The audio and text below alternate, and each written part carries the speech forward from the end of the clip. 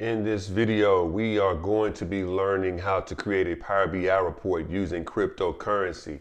We're going to be learning how to create a Power BI report using cryptocurrency. This is video number 13 of a 16 video series. This is video number 13 of a 16 video series. As I indicated in this video, we are going to be using cryptocurrency as the data source to create a Power BI report. Now, what the primary purpose of this video is basically to, of course, I am having or hosting an event in Dallas on May 1st and 2nd called Power of the BI Live, where I will be teaching you how to build this report using the cryptocurrency data source. If you have been following along with us, it looks like we're having some issues out here on the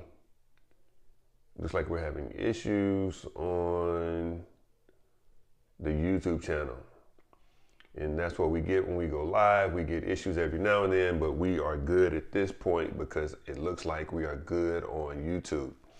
But in this video, what we're going to be doing is we are going to be using the cryptocurrency data source in order to create a Power BI report. Now, the one thing I want to do is I want to make sure you understand primarily one key thing is this is not an investment. What cryptocurrencies to invest in. This is simply a report that we're creating to where you will actually be able to analyze data sources analyze Power BI, analyze cryptocurrency using the Power BI report that we are creating. And this is going to be the actual report that we will be creating. I'll probably have a couple of little changes here and there when it comes to the actual Power BI report during Power of the BI Live. But I'm going to be when you attend Power of the BI Live, you will walk away with at least 3 Power BI reports in your portfolio. So when you get ready to interview with the recruiters in different job scenarios, you will be able to go through and showcase your portfolio and not just talk about the things that you know about what Power BI is. You're going to be able to show what you know about Power BI and what Power BI does. So just real quick, I will be hosting an event on May 1st and May 2nd in Dallas at the Omni Hotel. If this is your first time here checking out this video series and you are interested in participating or learning Power BI and participating in attending Power of the BI Live, go over to my website, powerofthebi.com, go up to courses and select Power BI Live Dallas. I will say that if you're looking to stay at the host hotel, which is the Omni Hotel, now I don't get any kickbacks for any of this. We don't have any block rooms. Actually, this is going to be a small, intimate setting. So, spacing will be limited. But if you're interested in participating, I do highly encourage, if you're interested in participating and staying at the host hotel, I do encourage that you go ahead on and make your reservations at the hotel. Even if you decide later on that you decided or something comes up and you're not able to go or attend, at least you will be able to cancel the room within the required time frame in order for you to make cancellations, because there are several events that will be going on in Dallas within that particular period of time, and the Omni Hotel is a major player in some of the things that are going on. In addition to registration. If you are interested and you're interested in participating in Power of the BI Live Dallas, go ahead and make your registrations. Make your registrations now. Now, I will say, just as a caution, if you're not 100% sure if you're going to be able to attend Power of the BI Live Dallas or not, you can wait until you are actually sure. I don't want you to sign up and register and you're not actually sure whether or not you're going to be participating or not, because registration, there is no refund on the registration. There is no refund on the registration. So I don't want you to sign up and register if you're not 100% sure. That's just me being totally honest with you. But if you are 100% sure that you do want to participate in Power of the BI Live Dallas, you can go over to my website, powerofthebi.com, go up to courses and select Power of the BI Live Dallas. Now, this report that we're looking at right here, this is the report that we've been working on for the last 12 video, or for the previous 12 videos. And today we are going to be on video number 13 as we continue with this 16-part video series. And as you can see right now, as I told you before, we're going to put 16 different visuals in here. But as I told you before, you know, we just got to make sure that we've got the spacing and the architectural layout of the design so that we can have a great report, not just a good report, but a great report. Now we are going to go in and we're going to customize formatting and colors and stuff like that a little later on. But the first thing we want to do is we want to get all of the visuals that we want to place in this video or place in this report. So what I will do is I will, as I have done in previous videos, is I will go through some of the visuals that we have already placed on this report, and then we will include one other visual. Now, some people say, hey, you know, T, you know, why are you just doing one visual per video? And the reason why I'm doing one visual per video is because I want you to understand that creating a Power BI report is not that terribly difficult, but at the same time, I want to go step by step, showing you exactly what we're doing step by step, so that you don't feel as if, you know, yeah, it's easy for him, but it's not easy for me because, you know, he's doing it all the time. And that's a valid point. That is valid, and I do take that into consideration. So therefore, that's why I am creating this report one visual at a time. So if this is your first time out here checking out Power of the BI Live and checking out this cryptocurrency video series, I encourage you to go back and check out each one of the previous 12 videos, because I've gone step by step from where the data source is coming from to where do you go to get Power BI desktop, the whole nine. And then I went through each one of the videos or each one of the visuals. Then in previous videos, I've also gone through each one of, let me move myself around so you can see exactly what I'm talking about. I've gone through each one of the visuals in the visualizations pane. And of course, the visualizations pane is where all of the standard visuals for Power BI reside. So in one video we went through and I showed you all the different the standard visuals that are provided by Power BI. The next week, in another video, I did line 2, the second row of the standard visuals that are provided by Power BI. Then in another video, I went through row 3 and I showed you all of the visuals that are standard in Power BI that are provided by Power BI. Then in another video, I went through the standard visuals on row 4 and showing you the different videos, the different visuals, that are provided by Power BI. And then another video I went through and I showed you all the visuals that are in line 5. I showed you all the visuals that were in line 5.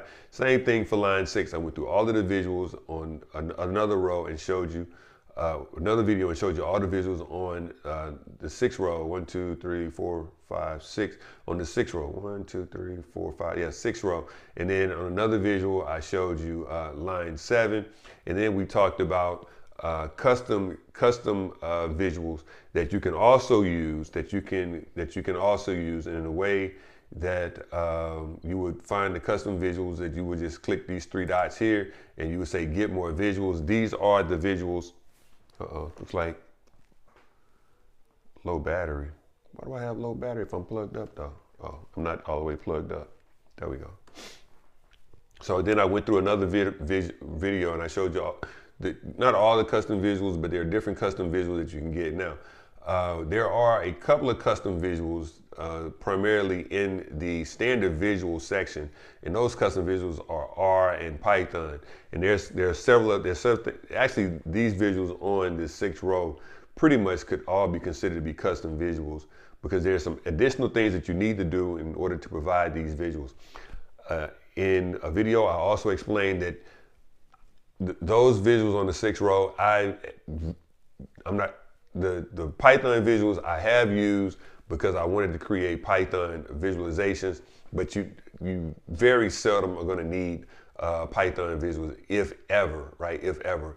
On jobs, on contracts, I've never used the Python visualization. I've never used the R. The R is for statistical analysis, and Python is for, you know, more custom visuals when it comes to programming and stuff like that. And the reason, well, I ain't gonna say the reason, but one thing about Python, I know, not necessarily R, because I've never really used R. But with Python, the one thing about the standard visualizations that come with Power BI, they interact with one another. So if you click one visual in a Power BI in a Power BI screen, you will be able to see how the visuals interact with one another.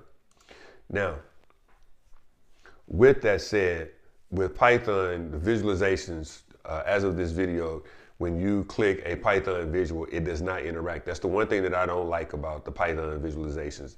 If you click a visual in one of the visualizations, it does not interact with other visuals. It's static. So that's the one thing that I really don't like about the Python visuals. Now, in addition to that, what I've also done in the previous videos, and you can go back through the previous videos, but what I've done is I've gone through and just had just an overview of the visuals that we brought in. And the visual that we brought in, one of the visuals we brought in is here, and this is a line chart. It's a line chart, and in this particular line chart, we have the name on the x-axis and the average of the 1 hour percent change on the y-axis. Now, the majority of the reports, the majority of the visuals that we're using are visuals that are used in 5th and 6th grade math, right? They're visuals that are used in 5th and 6th grade math. Go back and watch, if you haven't already, go back and watch each one of the previous 12 videos. We're not doing anything fancy here. We're not doing anything fancy, but by the end of the day, we're gonna have a report that, you know, that you will be able to make 6 figures, you know, $105,000, $110,000 a year, creating these types of reports. So that's the whole purpose. That's the premise of me creating this video series, is for you to see how to create a Power BI report, not necessarily how to create a cryptocurrency report, because if you have one data source, you've got 1,000 data sources. So at the end of the day, if you can bring one data source in, you can bring pretty much, I'm not gonna say any, but most, I'm gonna say 90% of the data sources you can bring in.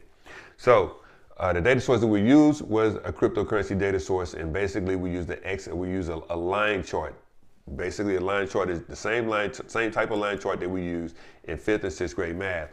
Then another visual that we brought in was a column chart. And this column chart, again, just like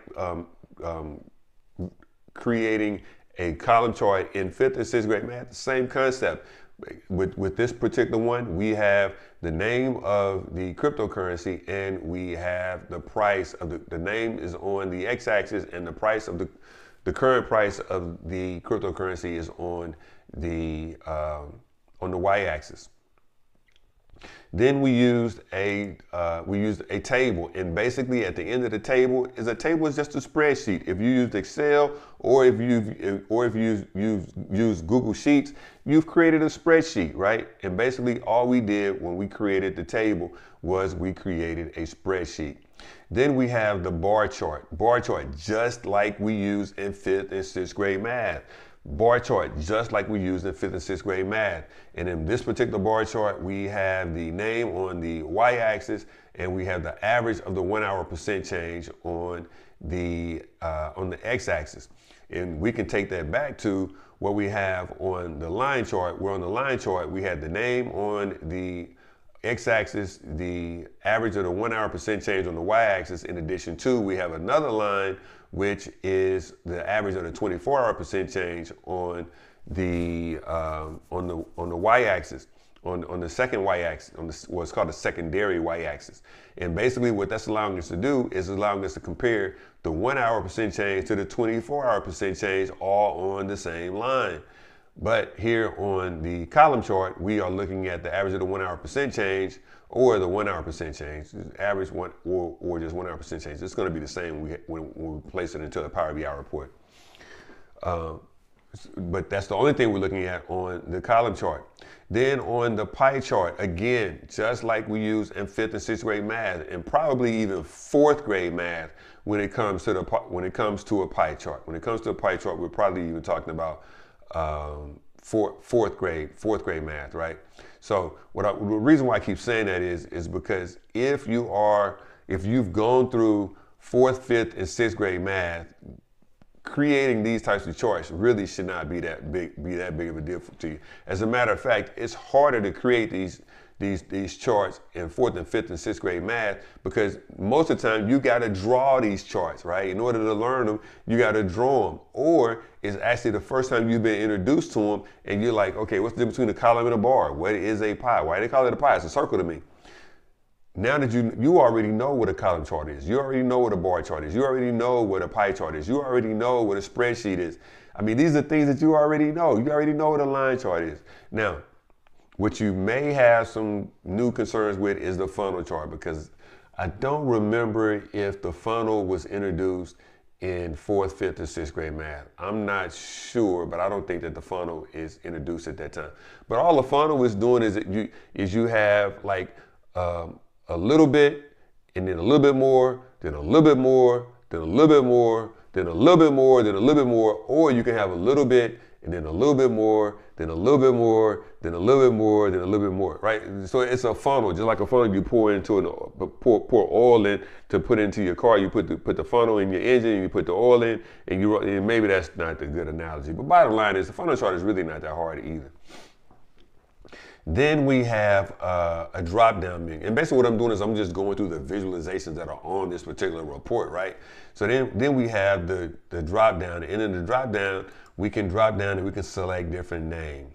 We can just select different names. So say we want to select algo, whatever that is. So now we get to see how that's affected in all of the different visualizations.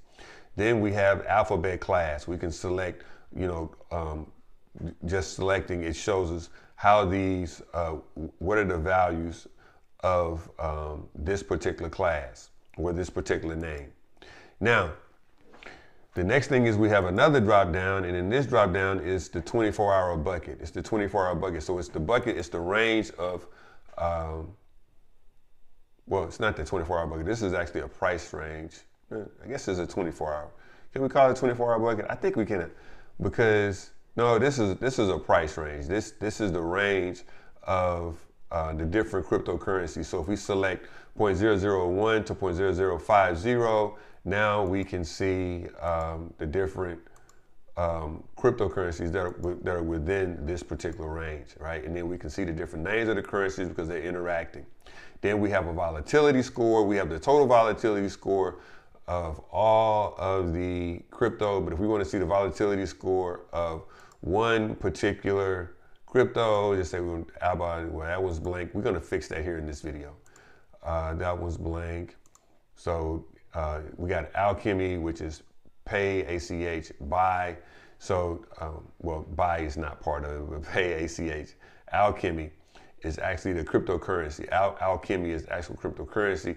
This additional information we have at the end, we could remove this additional information. We may do it, we may not, I'm not sure, because long story short, just understand that we can select the name of the cryptocurrency and then we can see the volatility score. I'm not going to go through exactly what the volatility score is, but just understand that that's another visualization that we can have. The volatility score is another visualization that we can have here. Then we have count by name. Well, basically this just is the count of the total number of cryptocurrencies. The total number of cryptocurrencies that we're looking at on this particular report is 601. We have 601 cryptocurrencies. We'll probably add more as time goes on. Then we have the average price, and then the average price is really not just the average, it's really just the price, but I do the average because we don't want to sum it. That's a whole nother conversation, but right now, just understand that this is just another card, actually the count of name and the volatility score, these are just cards that we brought in. So we come over here and we select card, and the card comes over and we put our information in. If that confuses you, just go to the previous video, and I'm telling you, it is super simple. but we can select the name of the crypto. Let's say we select Alchemy, and it's a count of one, which means we're only looking at one cryptocurrency and it has a value of less than $1. And we're going to change that in this video because we want to see what the exact price is. As a matter of fact, let's do that now. Let's highlight let's highlight the price of Alchemy, and then what I'm going to do is I'm going to go over, I'm going to find price, and I want to see price not by 0 decimals. I want to see price by 4 decimals. And that's going to give us a better idea of what the price of Alchemy is. Now we see that Alchemy is 0.0067 cents, right? It's 0.0067 cents. And if we select 48 Club, ooh, it's actually $48. So I mean, that's different there. Most of the cryptocurrencies we're not going to find at that high of a range. Then we have 0.0075 for Altair. Is that what it is? Altair or something like that? I'm not sure. And then Ampleforth is going to be, let's see. Ampleforth is going to be $1.27. Now, I saw something here where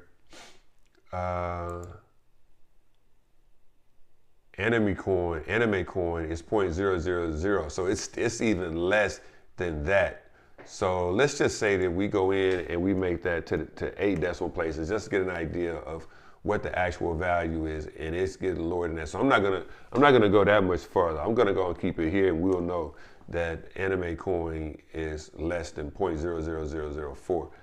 So I'm not gonna say if you want to invest in it, but if you want to analyze this to find different coins that are at different prices, you can. The volatility score, I don't want this volatility score to show blank. You know what? I'm not going to get in. I'm not going to confuse you on the coding piece. So I'm just going to leave that blank. I'm going to leave it blank. If it's 0, it's going to be blank right now. And we will talk about coding at another time, because I don't want you to think that everything here is going to be all about coding. But we see here that now we've got a volatility score of 0.006. Just for grins and giggles, I want to see what is the volatility score for Bitcoin, because Bitcoin is definitely the biggest cryptocurrency coin that's out that everyone is familiar with. So the volatility score of crypto is 0.63%. I'm not going to bog you down with math and what volatility is, but just understand that this is another visualization, another metric that we're able to use to measure, that we'll be able to measure different cryptocurrencies. In this particular video, what I want to do, let's see here. In this particular video, what I want to do is I want to add a new visual to this particular screen, to this particular visual, which is the table visual. And as you remember in previous videos, in a previous video I created a conditional format conditional format to show different icons being red, yellow, and green for the 24-hour percent change. And then I told you I went back in and I actually didn't save it, and I deleted it, and it wasn't in one or two of the previous videos. But what I did was I did go back in and I did add those visuals back in. You can catch how I added the visuals in the previous videos when I added them. But in this particular video, what I'm going to do is I am going to go over, and that was visual number 12. I mean visual number. So that gave us 12 visuals.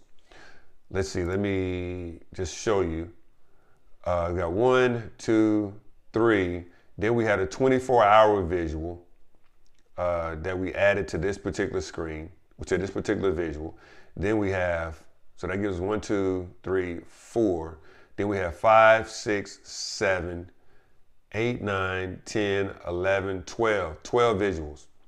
Now, as you can see here, I did want to go in and make sure that this was going to work before I worked the way I wanted it to work before I presented it to you in this video.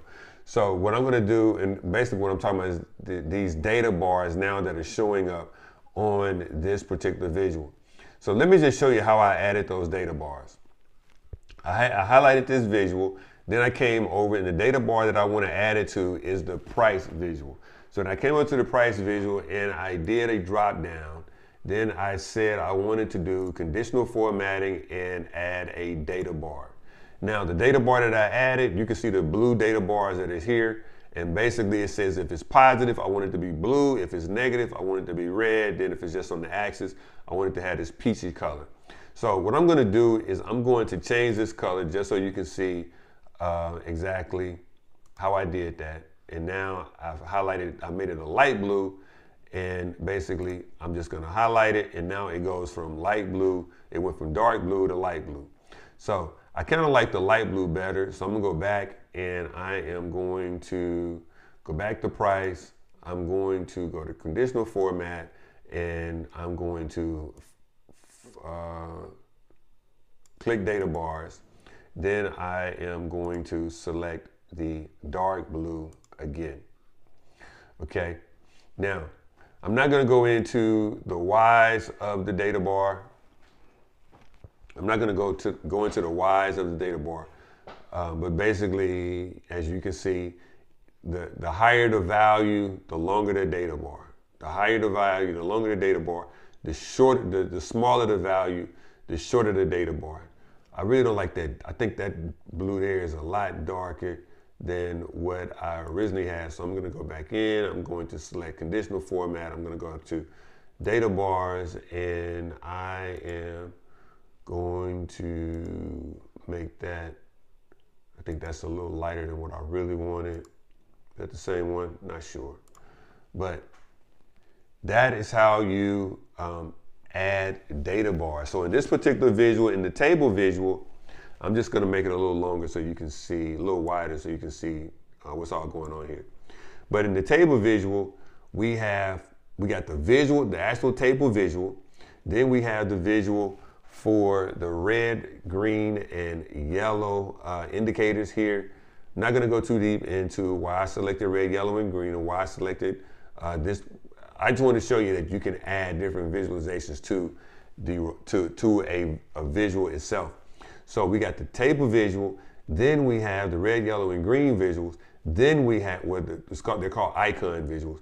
Then we added the data bars, and that has allowed us to have 13 visuals of the 16 visuals that we are going to be adding to this report. So now we have 1, 2, 3, and then we have 4, 5, 6, 7, 8, 9, 10, 11, 12, 13. That's 13 visuals that we have on this page so far. We're gonna add 16 more. We may add other visuals to a visual, or we may add a couple more cards. I'm not sure yet. It's just a matter of, how we feel as we are moving through creating this Power BI report. But again, I am creating this Power BI report so that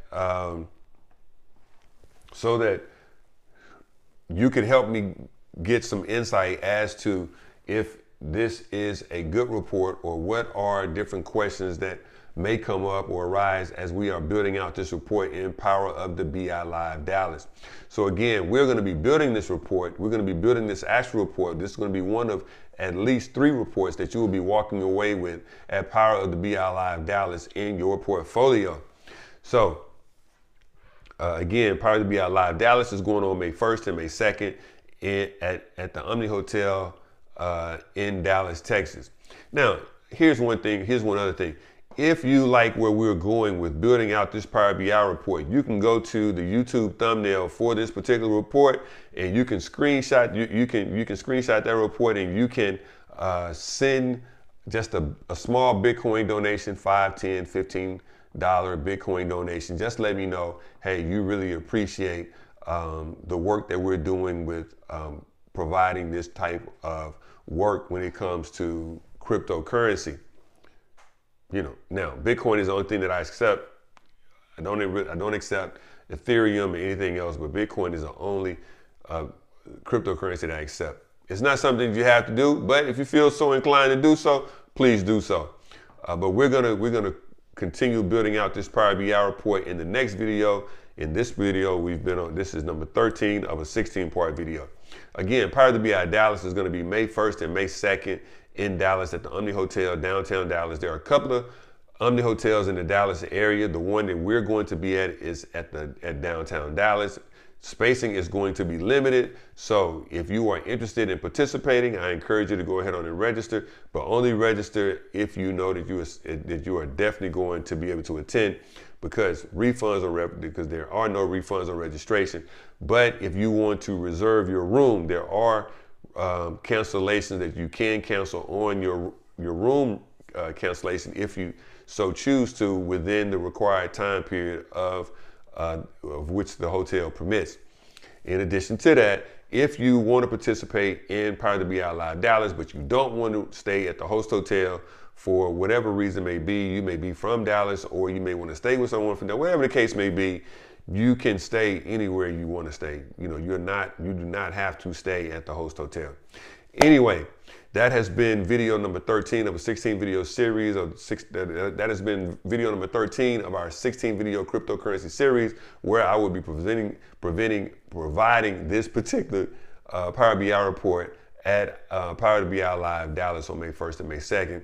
So thank you for joining in, and I look forward to seeing you again in the next video.